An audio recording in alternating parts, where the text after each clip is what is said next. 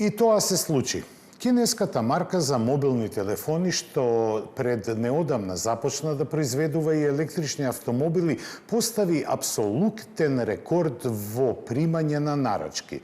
За само 3 минути од пуштањето во продажба, прими 200.000 нарачки за својот кросовер YU7.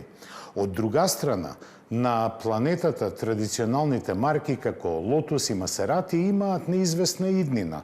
Затоа иднината е известна за BMW, кој беше критикуван за својата определба да ги фрли сите карти на електричните возила и да не прекине со развој на моторите на согорување.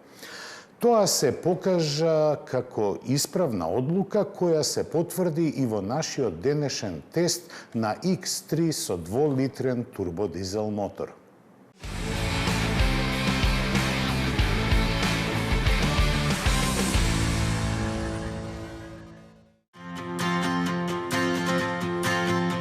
Иако постојано под критики, автопилото технологијата на Тесла е толку напредна што слободно можеме да кажеме дека веќе е во иднината. Компанијата тоа го демонстрира и со оваа снимка на автомобил кој без возач, патници или далеченско управување сам оди до домот на неговиот купувач. Интегрално објавена, на неа се гледа како новиот модел Y 30 на минути вози од фабричките хали во Тексас по автопатот и градските улици до адресата на испорака, застанувајќи и свртувајќи каде треба. Според изјавата на одговорните од Тесла, автомобилот за време на возењето има постигнато брзина од 115 км на час, но не е објавено колку долга била рутата што ја поминал.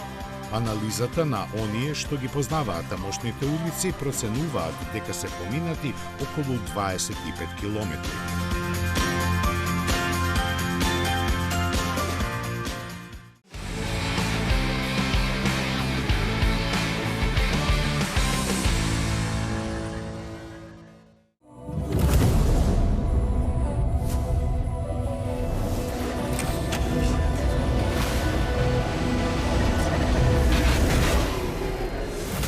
Ферари повторно им ја зовре крвта на своите фанови, овој пат на оние најсериозните.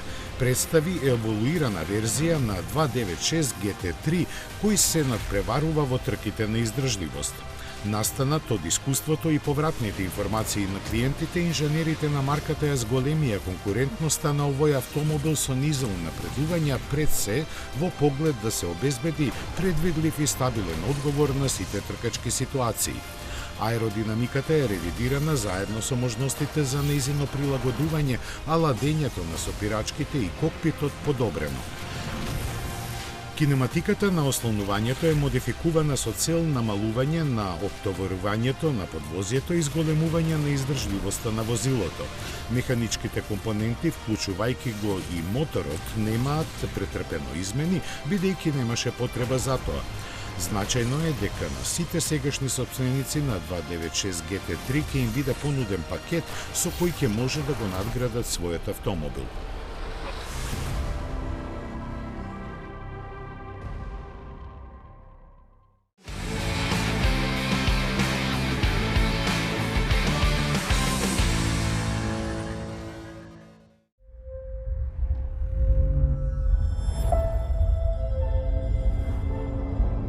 Што може да се направи за 3 минути? Дефинитивно малку нешта, но за тоа време Xiaomi успеа да прими неверојатни 200.000 резервации за новиот U7, секоја потврдена со депозит од 600 евра. Или вкупно за првиот час 280.000 купувачи застанаа во ред за својот примерок на електричниот кросовер, чија цена стартува од нешто малку на 30.000 евра.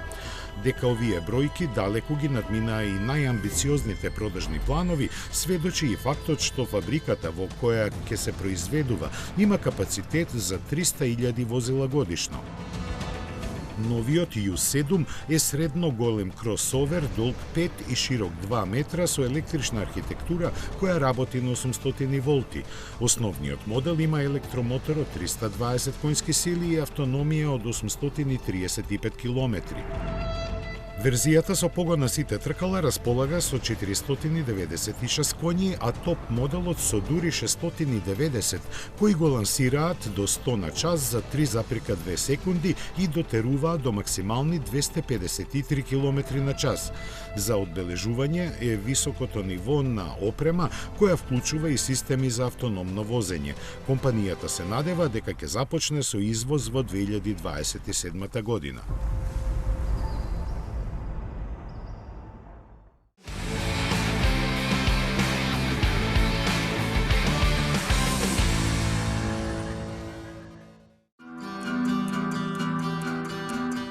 Соочувајќи се со непредвидлива иднина на американскиот пазар, Genesis се сврте кон Европа.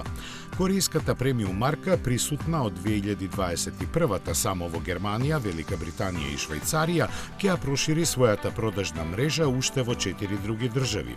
Првите испораки се очекуваат идната година, а се најави освојување и на други нови пазари. Оценувајќи го овој чекор како клучен момент за Genesis, раководството на марката вели дека тој најавува консолидација на присутноста и долгорочниот ангажман и представува почеток на нова фаза на урамнотежен и стратешки раст. Понудата која пристигнува ќе биде во потполност електрична и составена од кросоверите GV60 и GV70 и лимузината G80.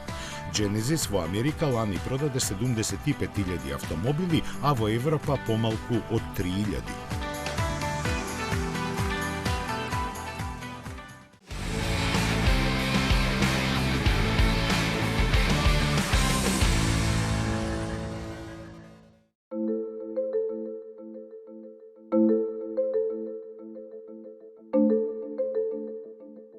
Volvo има нов рекордер, достигнувајќи продажба од 2,7 милиони, кросоверот XC60 стана најпродаван модел на марката на сите времиња, престигнувајќи го легендарниот 240, кој на тронот се наоѓаше цели 32 години. Овој препознатлив модел, кој со својот коцкаст дизајн и високите безбедносни карактеристики го освои светот, се продаваше од 1974 до 1993, 2 години по представувањето на неговиот наследник серијата 900. И XC60 има достоен стаж од 17 години, но распределен во 2 генерации. Беше представен 2008 и веднаш стана пазарен хит. Како старееше, така подобро се продаваше. Најуспешна му беше ланската 2024, кога за него се одлучија повеќе од 230.000 купувачи. Пред некое време технички обновен и дизајнерски освежен, освен во Шведска се произведува и во Кина.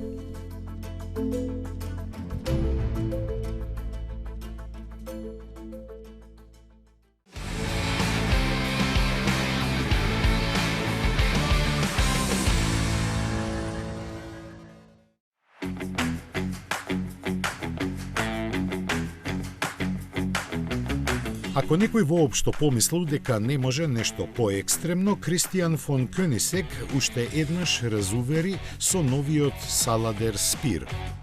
Објаснувајќи дека името на овој модел има емотивна поврзаност со неговото семејство, шведскиот велемајстор за хиперавтомобили го најави како природна еволуција во совршената рамнотежа на сирова сила, префинета аеродинамика и извонредни перформанси.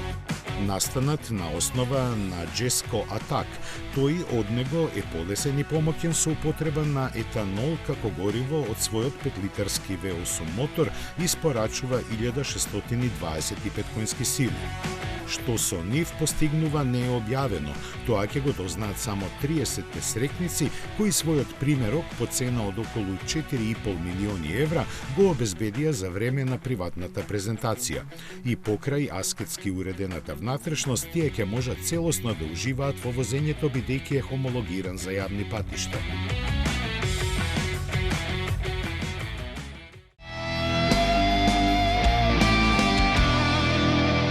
15 години вие одбирате, ние купуваме за 24 часа. 15 години над 10.000 клиенти. 15 години општествено одговорна компанија. 15 години доверба. 15 години лидери на пазарот. Финансираме патнички возила, комерцијални возила, камиони, пловни објекти, опрема и машини за вашиот бизнис. Во потрага сте по совршен автомобил? Со Чери добивате повеќе. Закажете тест возење на cherry.mk.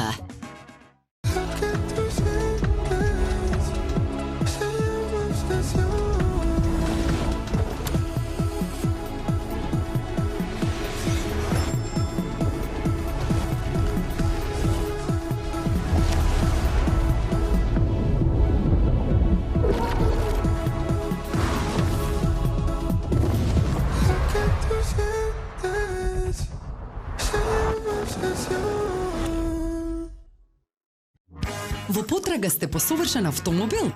Со Чери добивате повеќе.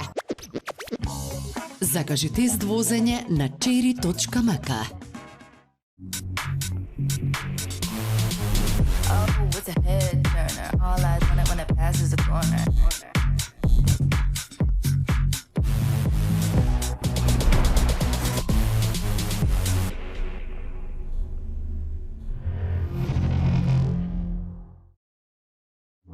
Во потрага сте по совршен автомобил? Со Чери добивате повеќе. Закажете тест возење на cherry.mk. Метрополис, број 1 радиомрежа.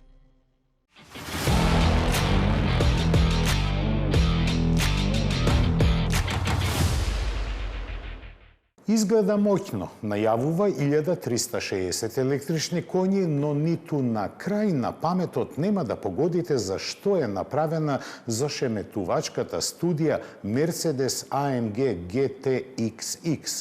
Покрај тоа што го најавува идниот електричен седан на марката, таа демонстрира имплементација на решенија задолжителни за електричните возила. Иако има потполно електричен модел и се надева на зелената иднина, Масерати никако да се консолидира. Напротив, продажбата стрмоглаво му паѓа, па сега ќе се дискутира за иднината на марката.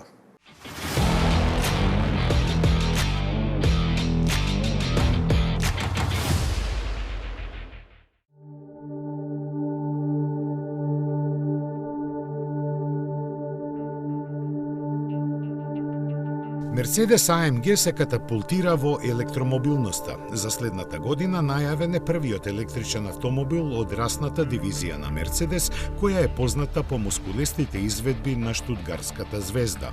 Наскоро моќните бензинци со 6 и 8 цилиндри ќе ги заменат електромоторите способни да испорачаат далеку повеќе сила. Концептот AMG GT XX е хеджбек со 4 врати и поставен е на новата платформа на куќата. Тој е замислен да му биде ривал на Porsche Taycan. Сега буквите EQ станаа EA и означуваат електрична архитектура. И таа е моќна. Трите електрични мотори на GT-XX генерираат над 1000 киловати на сите тркала, а 5,20 метри долгата каросерија има рекорден коефициент на отпорот на воздухот од 0,198 и достигнува максимална брзина на 360 км на час. Трикот на концепт GT-XX лежи во регулативите и како се планира да се справи со нив. Батериските електрични возила се тивки возила и една од обврските за производителите е тие да емитираат звуци за да биде околината, особено пешаците, свесни за нивната присутност. Инженерите на AMG најдоа иновативно решение вградувајќи звучници во фаровите и задните светлосни групи кои ќе емитираат звуци. И тоа не обични, туку синтетички звуци од V8 мотор. Лажниот звучен сигнал од моторот на согорување ќе ги предупредува пешаците за присуството на тивките батериски електрични возила. Значи, светлата не се првенствено дизајнирани да му помогнат на возачот да гледа во темница, ниту возилото да биде видено, туку возилото да биде слушнато. Оние што ќе се возат во автомобилот исто така ќе слушаат звуци, иако тие ќе бидат испорачани преку звучниците во кабината. И на крај, но не последно, повторно прочитано меѓу редови е податокот за батеријата. Таа би требало да има капацитет од 114 киловат-часови и теоретски би можела да се полни на полночи посилни од 850 киловати, што би додало 400 километри автономија за само 5 минути. Прекрасно, но да бидеме реални. Полночи со таква брзина во Европа или Америка нема. Само во Кина се објавени полночи со моќност од 1 мегават, па повеќе од јасно е дека првото електрично возило на AMG се крсти во Кина. Може би ќе успее доколку ја прилагоди цената на тамошните возила кои располагаат со слична сила и перформанси, но со далеку помала цена. Дали аргументот дека во производството на идното батериско електрично возило на AMG ќе бидат употребени биоеколошки материјали ќе помогне, повторно зависи од цената.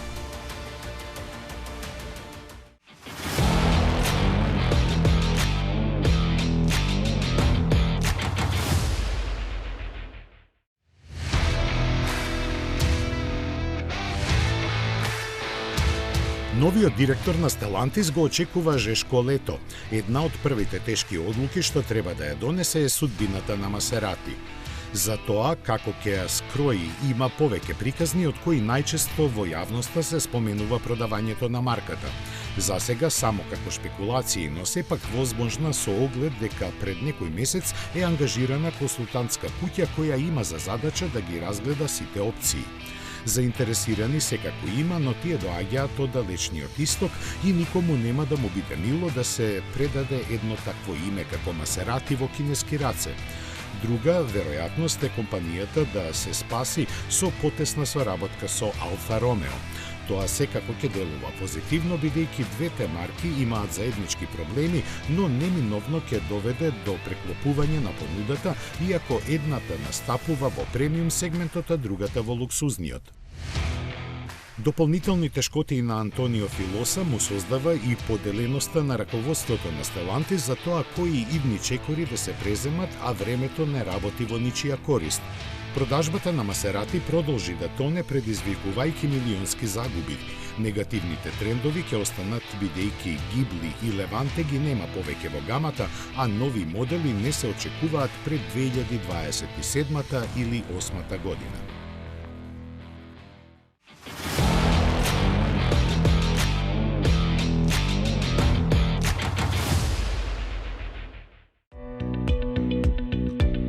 Легендарното комби на Volkswagen прославува 75 години. Настана на предлог на тогашниот холандски увозник на марката кој виде пазарен потенцијал во него. Европа економски се опоравуваше од војната и на малите бизнеси им требаше такво нешто. Замислено како ефтино и издржливо возило, лесно за поправки, се тежнееше што повеќе делови да бидат заеднички со бубата.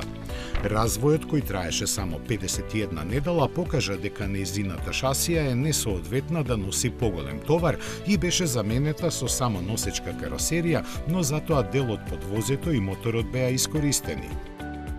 Сместен назад, неговите 25 коњски сили беа доволни за максимални 85 км на час и носивост од 750 кг. Германските инженери, кои немаа многу искуство за вакви возила со текот на годините, брзо учеа. Моторот стануваше се посилен, каросеријата попрактична, а беа додавани и нови верзии. Побарувачката беше толку голема за него што се изгради нова фабрика во Хановер, каде се произведуваше до 1967 година. Вкупно во Германија беа направени 1,8 милиони единици. Кариерата ја продолжи во Бразил, каде остана на пазарот уште 8 години, кога доби преден дел и нешто од механиката од новата генерација со кои издржа се до 1997.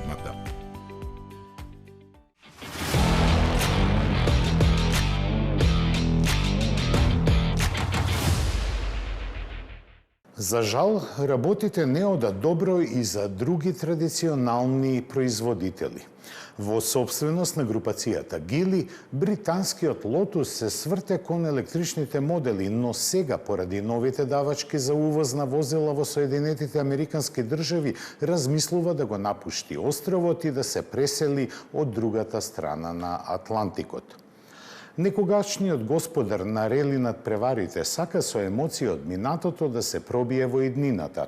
Ланча го лансира моќниот електричен Y, кој доби суфикс HF со 280 коњи.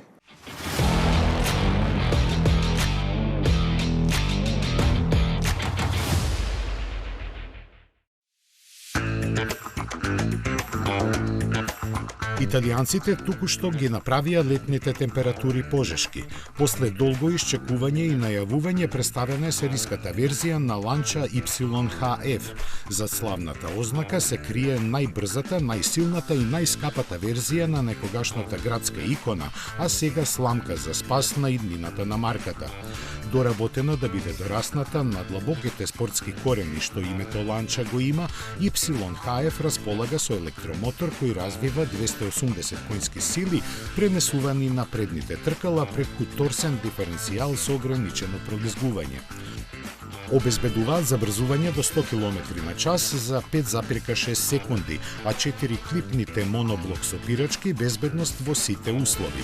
За прецизно поминување низ фиоците, подвозјето е темелно доработено со потврдо испуштено ослонување и проширени траги на тркалата. Батериите овозможуваат поминување на 370 км, а цената во Италија е поставена на сериозни 39.200 евра. За оние кои не сакаат да платат толку, Ланча паралелно ја представи и HF Line, изведбата на Y, која го има истиот изглед, но се под лимот останува како стандардниот хибриден модел со 1,2 литарски турбомотор со 110 коњи. Цената на овој модел изнесува 22.450 евра.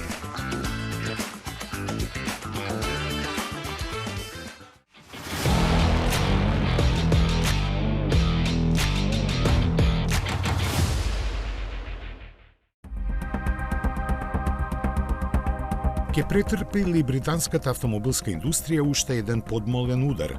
Се појавија вести дека Гили сака да ја затвори фабриката на Lotus и производството да го пресели во Америка. Иако европскиот е поголем пазар за марката од американскиот, тие се сосема возможни затоа што знаеме какви ветришта дуваат. Од компанијата веднаш реагираа со соопштение дека Велика Британија е срцето на брендот и дека ќе продолжат со нормално работење без планови за затворање на фабриката. Но истовремено додадоа и дека активно се истражуваат стратешки опции за подобрување на ефикасноста и обезбедувањето глобална конкурентност. Lotus од 2017-та, од кога е во кинеска собственост, успеа да ја зголеми продажбата од некои 1500 на повеќе од 12.000 возила лани. Од нив повеќе од половината доаѓаат од Кина, каде се произведуваат електричните модели, додека на спортските со бензински мотори и британски гени деновите им се одбројани. За годинава е најавен плагин хибрид за кој не е објавено каде би се произведувал, но сосема е можно да излегува од фабриката на Volvo во Јужна Каролина, каде сега се прават електричните EX90 и Polestar 3. Како и да се погледне, заклучокот е дека над фабриката во Норфолк и нејзините 1300 вработени се надвиснати мрачни облаци.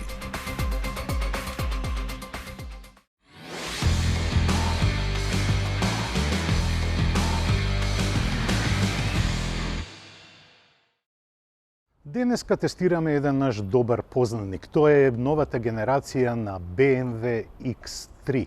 Но овој пат ќе ја тестираме со дволитрениот турбодизел мотор. За изгледот не треба многу да зборуваме, бидејќи тој е препознатлив за BMW.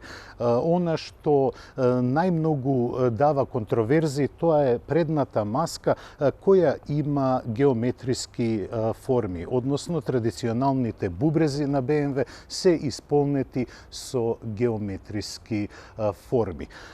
Нема потреба многу да обрнуваме внимание на изгледот, бидејќи него го опишавме многу пати. Но она што треба да обрнеме внимание е интериерот на X3.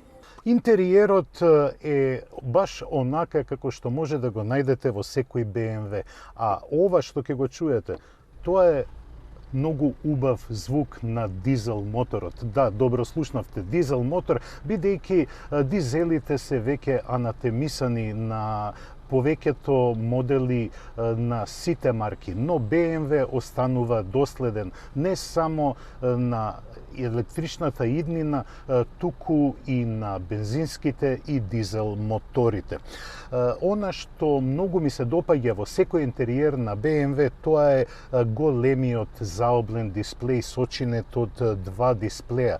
Тој има прекрасни можности за подесување, но ќе повторам она што секогаш го кажувам за BMW. Би требало малку менито да биде поинтуитивно, бидејќи е доста комплицирано, има превеќе подменија, па малку е комплицирано во текот на возењето да ги местите сите параметри. Поради богатото мени на дисплеите нема потреба од физички копчиња. Целата предна арматура нема физичко копче. Единствени се на централниот гребен кои се задолжени за менувачот и за бирањето на менијата преку ротациониот бирач. Што се однесува до ергономијата, таа е навистина извонредна. Имате седишта кои одлично го прифаќаат телото и просто ве мамат да возите.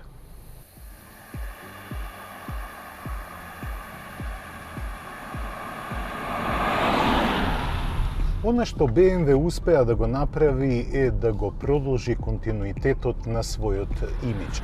X3 кога се појави беше наречена спортско активно возило, а не спортско корисно како што се нарекуваат сите останати. И тука беа во потполно во право. Затоа што веднаш кога ќе почнете да го возите, се чувствувате дека ова е активно возило. Возило што ги следи сите команди, но и ви дава едно чувство на динамика од самиот почеток. Па како и да не, кога почетната цена е 73.000 евра, но овој возен модел чини многу повеќе, 93.000 евра. Па што има во него за тие пари? Пред се, тој е опремен во нивото М пакет, што повлекува многу опрема. Пред се 19-инчни тркала, се разбира многу асистенти во возилото, активни асистенти кои ви дозволуваат да ги надминете своите возачки способности. Велам да ги надминете вашите возачки способности затоа што тие активно учествуваат во возењето, но сепак ви дозволуваат да го почувствувате вистинскиот драж на возење на BMW. Оваквиот сетап на возилото може да ви пружи многу задоволство за да управувачот. Меѓу интересните остварување е амбиенталното осветлување, кое можете да се играте со него колку сакате. А во денски услови тоа е сосема прикриено. Но кога ќе застанете и да кажеме клучите 4 трепкачи, тогаш амбиенталното осветлување се претвора и во еден вид на опоменувач. Новата четврта генерација на X3 е поставена на истото меѓуоскино растојание како и претходната, но има 3,7 сантими поголема должина и 2,5 сантими поголема широчина, што овозможува уште покомфорно чувство во кабината. Но кога сме кај меѓуоскиното растојание, морам да напоменам дека со новата генерација направени се и нови сетапи на подвозјето. Па така X3 многу поревносно одговара на сите команди, а вистинските благодети можете да ги видите во свиоци, каде каросеријата останува суверена. Таа не се наклонува толку многу во однос на висината по која е поставена. Иако е спортско активно возило или едноставно наречено кросовер, X3 овозможува динамика на возење како да сте во седан, односно лимузина. На самиот почеток на возењето бев многу задоволен затоа што конечно можев да ја возам изведбата со турбодизел мотор, засилена со благ хибрид. Таа има системски 198 коњски сили. Максималната брзина е 215 км на час, додека од мирување до 100 км на час забрзува за 7,5 секунди, што е одличен податок за динамиката која може да ја пружи X3. И она што е многу важно, тоа е што овоа возило е многу економично. На моето возење забележав просечна потрошувачка од само 6,3 литри. Остварување кое е за секоја пофалба. Како и кај останатите модели, така и во X3 BMW докажува дека е компанија која е посветена на технологијата, екологијата, но и возните својства. Без оглед дали се вози на отворен пат, во свиоци или пак во градски услови, X3 ги пружа сите задоволства зад управувачот. Мене овој автомобил многу ми прирасна при срце, иако моето дружење со него беше само 4-5 дена. Со возењето на X3 ја финишираме 29-та сезона на Автомагазин, а следната, 30-та, ќе започнеме некаде во септември. Ви посакувам мирно и убаво лето. Наполнете ги батериите, затоа што од септември ќе има нови возбудувања кои ни ги носат нашите миленици на 4 тркала. Се гледаме во средината на септември. До гледање.